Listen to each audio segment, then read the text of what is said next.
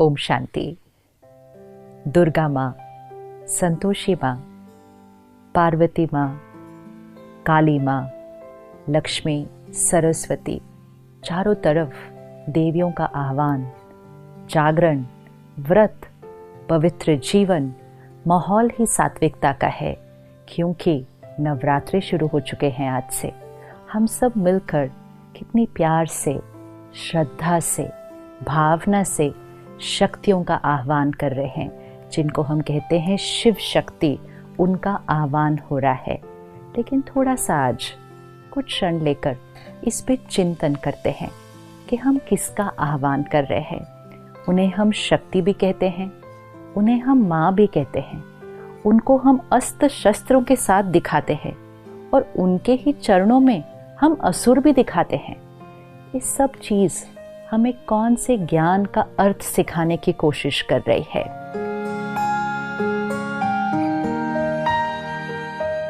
देवी का चित्र और चरणों में असुर।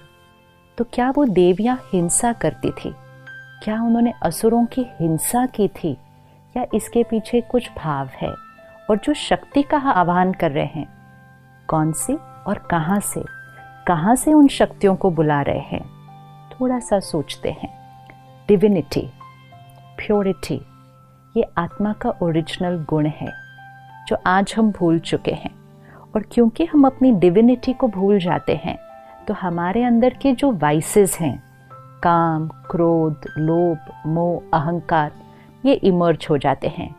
डिविनिटी मर्ज हो जाती है, विकार इमर्ज हो जाते हैं। अब अगर किसी को इसको सिंबॉलिकली दिखाना है कि डिविनिटी ने वाइसेस के ऊपर ओवर पावर किया, प्योरिटी ने ईगो के ऊपर ओवर पावर किया, इसको पिक्टोरियली रिप्रेजेंट करो, इसको सिंबॉलिकली रिप्रेजेंट करो। तो विकारों को हम कैसे दिखाएंगे? जैसे कहीं दिखाना होता है कि स्मोकिंग इज़ नॉट अलाउड, कहीं दिखाना है कि डेंजर है, तो हम क्या करते हैं? वो स्कल ड्रॉ करते हैं, उस पर क्रॉस लगाते हैं। तो कोई एक्चुअल स्कल थोड़ी है, लेकिन सिंबॉलिक है कि ये डेंजर है। तो वो जो वाइसेस, वो जो असुर चरणों के नीचे दिखाए हुए हैं, वो कोई असुर नहीं है फिजिकल, वो हमारे अंदर की आसुरी वृत्ति, विच मीन्स हमारे अंदर की नेगेटिविटीज़, हमारे अंदर की रॉन्ग हैबिट्स, हमारे अंदर की वीकनेसेस, हमारे अंदर के विकार, jealousy, hatred, hurt, rejection, manipulation, control, domination, the list is long. लेकिन क्योंकि हमने ध्यान नहीं रखा, हमने अपने अंदर के असुरों को जागृत करके रखा हुआ है। अब वो दिन आया है कि हमें अपने अंदर की डिविनिटी को इन्वोक करना है। और जैसे जैसे डिविनिटी इन्वोक होती जाएगी, मतलब डिविनिटी इमर्ज होगी, तो वाइसेस अपने आप मर्ज होंगे। वाइसेस इमर्ज होते हैं तो डिविनिटी अपने आप मर्ज हो जाती है, क्योंकि at one point of time एक ही क्वालिटी का संस्कार जागृत हो सकता है। तो देवियों का आह्वान करना मतलब इन्वोकिंग द डिविनिटी।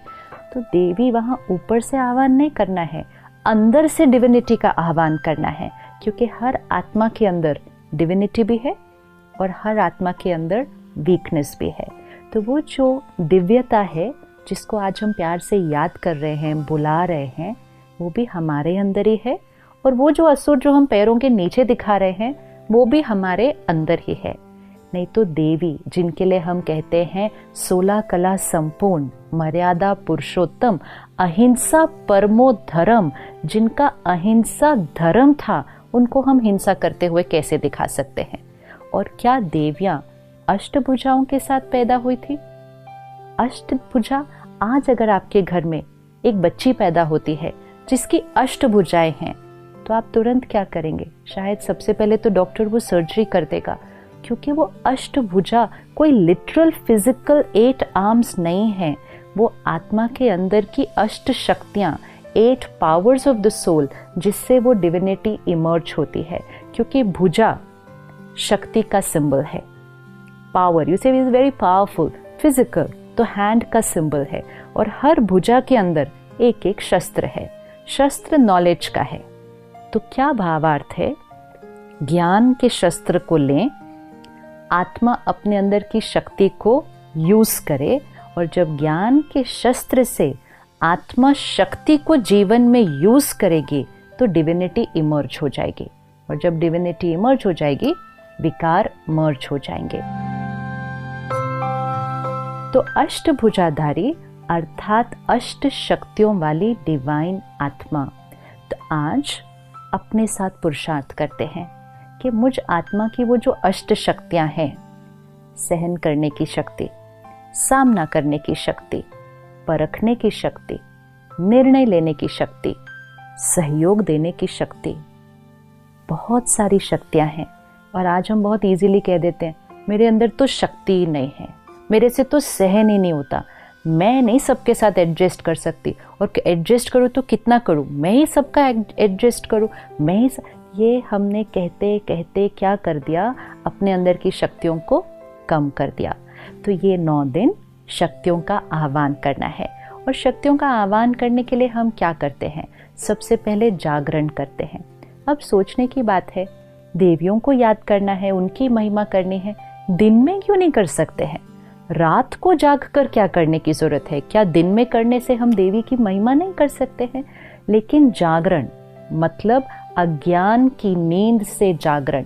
तो जब इस सृष्टि पर कलयुगी अंधकार है, अज्ञान, इग्नोरेंस, डार्कनेस, जब अज्ञान है तब अवेकनिंग की जरूरत है। अवेकनिंग अर्थात waking up from that night of ignorance. Awakening मतलब अज्ञान की नींद में सोए हुए हैं, उससे जागरण करो। तो रात को जागना है मतलब अज्ञान की नींद से जागना है। तो रात को जाग के डिविनिटी का आह्वान करना है। फिर हम ये 9 दिन व्रत करेंगे। अब क्या व्रत सिर्फ खाने पीने की चीज़ों का करना है? व्रत मतलब प्लेज, भाव लेना कि मुझ आत्मा ने ये करना है। लेकिन अब हम इस 9 दिनों में व्रत को थोड़ा और गहराई से लेते हैं कि सिर्फ खाने पीने का नहीं, साथ साथ व्रत लेते हैं कि हम 9 दिन गुस्सा नहीं करेंगे, हम शांत रहेंगे, हम 9 दिन पर चिंतन नहीं करेंगे, किसी के बारे में कोई गलत बात यहाँ से वहाँ फैलाएंगे नहीं, हम 9 दिन सुबह जल्दी उठकर ध्यान करेंगे, मेडिटेशन करेंगे, हम 9 दिन कोई गलत चीज़ न खाएंगे न पिएंगे। व्रत तो बहुत सारे हैं करने के लिए, लेकिन व्रत लेना है, क्योंकि व्रत करने से आत्मा की शक्ति बढ़ती है। Because we start living a life of discipline, and discipline increases will power. तो एक हम जागरण करते हैं, दूसरा हम व्रत करते हैं, तीसरा सात्विक अन्न। 9 दिन प्याज लहसुन के बिना सात्विक भोजन बनाया जाता है। डिविनिटी एंड सात्विकता गोज टुगेदर। इसका मतलब अगर तामसिक भोजन खाएंगे तो डिविनिटी इमर्ज नहीं हो सकती है। तो सात्विक भोजन मतलब वेजिटेरियन विदाउट अनियन गार्लिक, लेकिन साथ साथ परमात्मा की याद में बना हुआ, बड़े सात्विक मन से बनाया हुआ खाना, सात्विक तरीके से कमाया हुआ धन पहले घर में आए, फिर सात्विक अन्न बने और सात्विक मन की स्थिति में बने, तब वो प्रसाद बनता है। तो सात्विक अन्न जब खाना शुरू कर ही रहे हैं तो साथ साथ ये भी सोच लीजिए कि सिर्फ 9 दिन क्यों? क्या डिवाइन लाइफ सिर्फ 9 दिन चाहिए? त्योहार आते हैं हमें जीवन जीने का तरीका सिखाने के लिए कि जो चीज़ हम 9 दिन करेंगे वो हम जीवन भर भी कर सकते हैं। लेकिन इस 9 दिन में ध्यान रखना कि प्रतिज्ञा सिर्फ यहाँ से नहीं करनी। कभी कभी मन में चलता रहता है, आज 5वां दिन हो गया, आज 6ठा दिन हो गया, कब ये 9 दिन पूरे होंगे, सब कर रहे हैं इसलिए मुझे भी करना पड़ता है। मजबूरी से नहीं, मजबूरी से आत्मा की ताकत कभी नहीं बढ़ेगी। प्रतिज्ञा से करना है कि जीवन में सात्विकता। फिर 9 दिन दिया जलाया जाता है। तो मिट्टी का दिया और वो लौ, इसका क्या सिग्निफिकेंस है कि मिट्टी का जो बॉडी शरीर का प्रतीक है और जो लौ है वो आत्मा का प्रतीक है। तो 9 दिन दिया ज़रूर चलना चाहिए।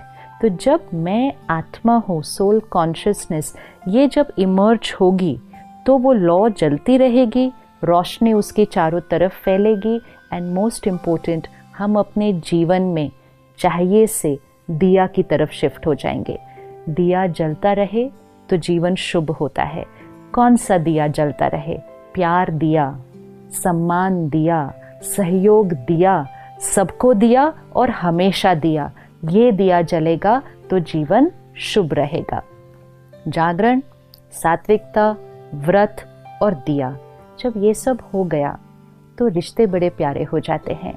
एक दूसरे के साथ एडजस्ट करना, सहयोग देना, ये एक नेचुरल जीवन जीने का तरीका बन जाता है। तो वो जो रिश्तों में एडजस्टमेंट और उस एडजस्टमेंट से जो हार्मनी क्रिएट होती है, उसी का यादगार हम रास और गरबा करते हैं। रास को देखो, गरबा को देखो, कितना सुंदर डांस फॉर्म है। सभी के हाथ में 2-2 डंडे हैं। अब अगर एक के डंडे को देखकर दूसरे ने डंडा मारा और बहुत हार्मनी से चले तो वो एक ब्यूटीफुल फॉर्म ऑफ डांस हो जाता है।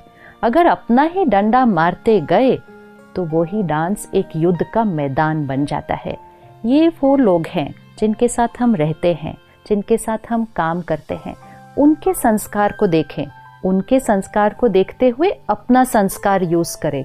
अगर ऐसे करेंगे तो संस्कारों की रास होती जाएगी। लेकिन अगर अपना ही संस्कार का डंडा मारेंगे तो घर में भी आज युद्ध का मैदान हो जाता है। तो परमात्मा कहते हैं कि जो आत्मा जागरण करती है अपने विकारों से, व्रत लेती है जीवन में, और उसके जीवन में सात्विकता आती है और सोल कॉन्शियसनेस उसके लिए जो नेचुरल होता है, वो औरों के साथ संस्कारों की रास करती है। तो अगले 8 दिन हम सब रोज मिलेंगे और सिर्फ देवियों का आह्वान नहीं करेंगे, अपने अंदर की उस दैवी शक्ति का आह्वान करेंगे। हर रोज हम आत्मा की एक एक शक्ति को लेंगे कि उस शक्ति को कैसे मुझे अपनी लाइफ में लाना है, कैसे उसको इमर्ज करना है, कैसे उसको प्रैक्टिकल लाइफ में यूज करना है, और साथ साथ वो शक्ति कौन सी देवी का प्रतीक है और वो देवी हमें क्या सिखा रही है। तो अगले 8 दिन हम सब मिलकर सही मायने में नवरात्रि मनाएंगे। ओम शांति।